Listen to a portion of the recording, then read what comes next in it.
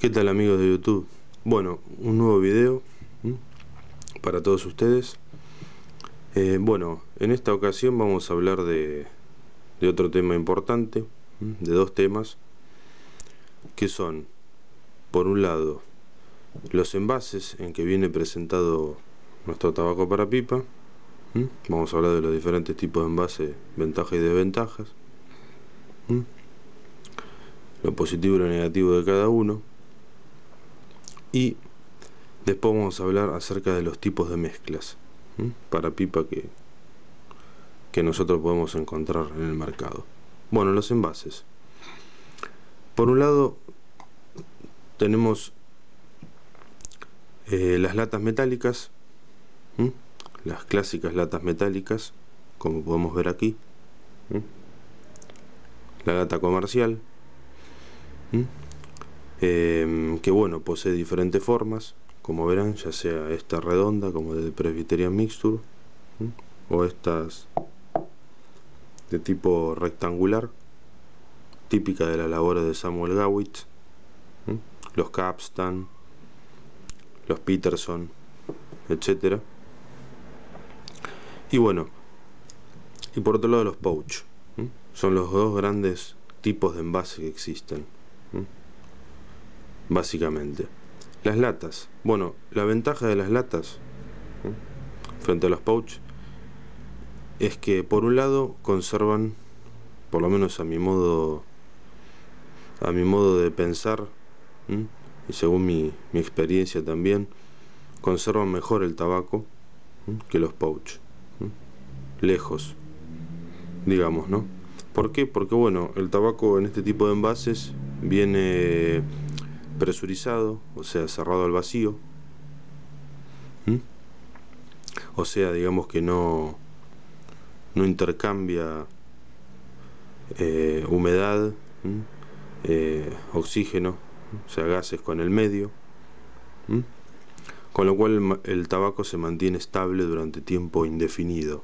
O sea, uno puede comprar las latas y apilarlas, en definitiva, en un lugar seco, oscuro, fresco, y ahí el tabaco incluso puede añejarse, envejecer tranquilamente, sin ningún tipo de problema, debido a la característica intrínseca del envase. Y como les decía anteriormente, otra ventaja es que uno puede apilarlas, bueno, no en este caso porque una es cuadrada o rectangular, mejor dicho, y la otra redonda, pero si tenemos latas iguales podemos apilarlas una encima de la otra y podemos ahorrar espacio y es más cómodo. Son más estables que los pouch, ya que los pouch no son muy cómodos a la hora de apilar. O sea, siempre y cuando se mantenga el vacío, se conserva indefinidamente. Y uno puede comprarlas y almacenarlas y dejar, digamos, que el tabaco pueda envejecer tranquilamente, como les decía. Por otro lado, cuando se nos termina el tabaco y ya lo consumimos, podemos incluso reutilizar la lata para guardar ya sea más tabaco, ya sea filtros, ya sea enfriadores, etcétera, cualquier elemento que podamos dentro de los utensilios que nos entre. Bueno, por otro lado tenemos los pouch, el clásico pouch, el pouch de material plástico, como podemos ver aquí tenemos otros.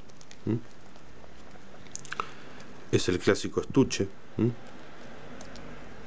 en definitiva. Lo abrimos, lo desenrollamos en definitiva,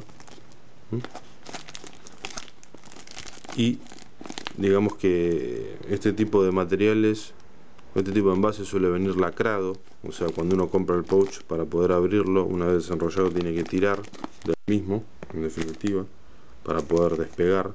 Si uno, no sé si se llega a ver ahí, van a ver una línea blanca que es el lacrado, y dentro el tabaco, lógicamente. Y bueno, es un envase que las desventajas que tiene respecto de la lata es fundamentalmente que tiene una conservación mucho más deficiente en comparación con la lata. ¿Por qué deficiente? Bueno, porque al no estar encerrado al vacío, como la misma, va a intercambiar con el medio. Humedad, temperatura, aire, oxígeno, etcétera. Con lo cual se va a ver afectada más la conservación. Sobre todo porque a veces a mí me ha pasado también de comprar tabacos en pouch que viene incluso a veces perforado, o sea, con pequeños agujeritos que uno a veces no los ve, y ahí se produce intercambio, en definitiva, ¿no? O sea, tiende a ser menor la conservación, o tiende a ser peor, en definitiva. Pero bueno, aparte son más difíciles de apilar o de guardar, como les decía, se tienden a resbalar, se tienden a caer, son más inestables, en definitiva, son más incómodos. Igualmente yo siempre les recomiendo que cuando abren un tabaco, que compren ya sea en lata o ya sea en pouch, lo guarden, por ejemplo, como vemos aquí, en algún envase de vidrio, en lo posible, puede ser plástico, pero mejor vidrio, con cierre hermético, como vemos aquí. Entonces así el tabaco se va a conservar mucho mejor, va a imitar más las características de la lata, en definitiva. Pero bueno, ya que cuando uno abre la lata pierde el vacío y demás. Bueno, por otro lado, a modo informativo, anecdótico, en este caso hay algunas marcas como, bueno, este tabaco Sale, que es de la empresa, de la compañía Scandinavian Tobacco Group. Acá trae, no sé si logran ver, trae a modo informativo una serie de características de las que ya habíamos hablado en otro video, y le atribuye un puntaje. Por ejemplo, en una escala que va de 1, o sea, low, que es el más bajo, a 5, high, que es el más alto, le atribuye un puntaje, como le decía, al body, o sea, el cuerpo, al aromatic taste, al sabor, y luego al room not o not room, al aroma de ambiente. En este caso es 3, 3 y 3, por ejemplo. Por lo menos esta firma lo trae. Y bueno, más allá de que también tanto las latas como los pouch suelen dar siempre información acerca de qué tipo de tabaco conforma la mezcla, en definitiva. En general. Bueno, ahora vamos a hablar acerca de los tipos de mezclas. Básicamente. Yo he hecho una clasificación que, si bien no es tal vez exactamente así, podemos debatirla, no hay ningún tipo de problema. Me gusta, en definitiva, intercambiar opiniones, para eso estamos, para eso están los videos también, como experiencia y conocimientos, en definitiva. Esta clasificación que yo he hecho,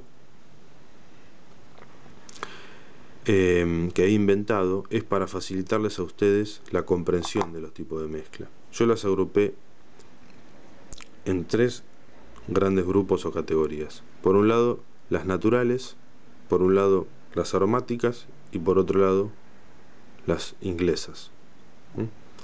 Bueno, las naturales. Yo no tengo acá ninguna para mostrarles, pero bueno,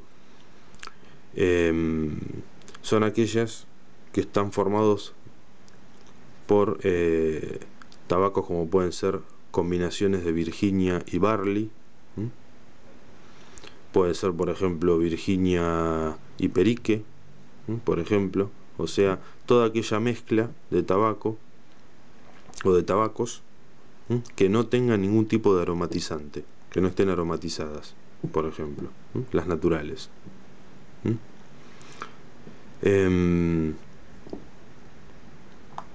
Luego tenemos las aromáticas, como por ejemplo estas que yo les mostraba aquí. Generalmente suelen decir en el pouch, en la lata, como aquí pueden ver, por ejemplo, ahí dice aromática. En el caso de esta de la marca Cellini también, son de tipo aromáticas. Por ejemplo, acá tenemos otra como la Holger Dansk, que son otros tabacos, como por ejemplo acá dice aromática, Holger Dansk Cherry en vainilla. A veces no lo dicen explícitamente, como por ejemplo el Holger Dansk Black and Bourbon. Acá dice Luxury, pero esta es una mezcla aromática. Este es un muy buen tabaco, muy recomendable, muy suave, aromatizado con whisky de bourbon. Después tenemos por ejemplo, en el caso de la marca argentina Argento, como el Vainilla Mixture, podemos ver aquí. De hecho Argento tiene una que es un blend que se llama Natural, que es una combinación entre Virginias y Barley. No es exactamente esta, pero bueno, las aromáticas generalmente están formadas por Virginias,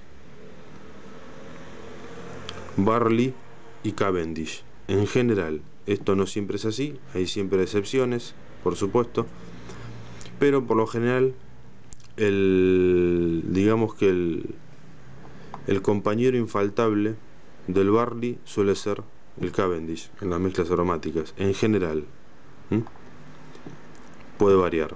Y son aquellas mezclas que, como su nombre lo indica, poseen, o sea, se les agrega durante el proceso industrial en la fábrica, lo que uno conoce como las salsas, los condimentos, o sea, el salseado en definitiva, que son todas las sustancias aromáticas, como por ejemplo la vainilla o vainillina, el aroma o el sabor a licores, a frutos secos, a chocolate, a cacao, o sea, toda la serie de aromatizantes que se les agregan, como por ejemplo acá como le mostraba, vainilla y aroma o sabor a cherry, en definitiva. Es lo que uno conoce y que ustedes van a ver en los pipaforos y en la bibliografía como el casing o el salseado. Cuando uno habla de casing es el término que se utiliza para denominar el aromatizado en sí de un tabaco, el salseado.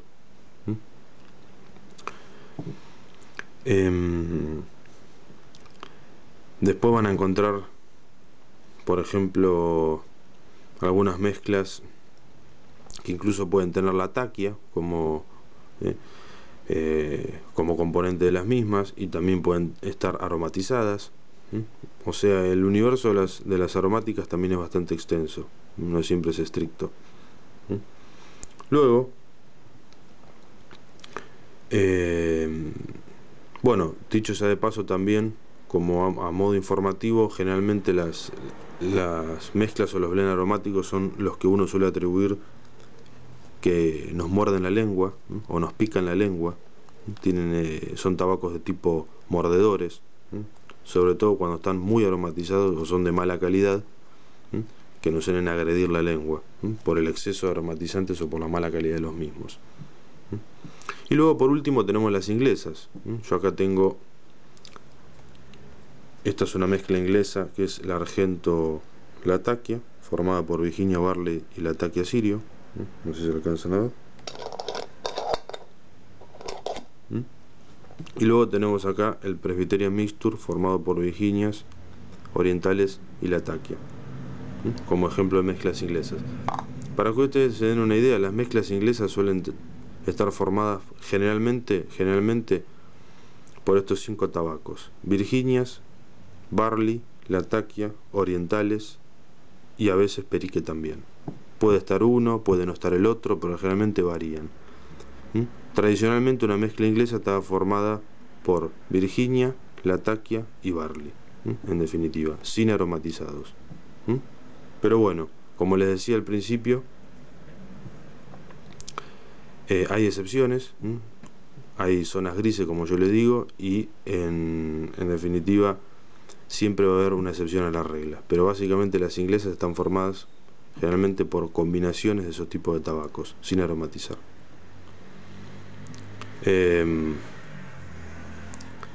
Bueno, espero que les sea de utilidad este video que quería compartir con ustedes. Y bueno, les mando un abrazo grande, y hasta el próximo video.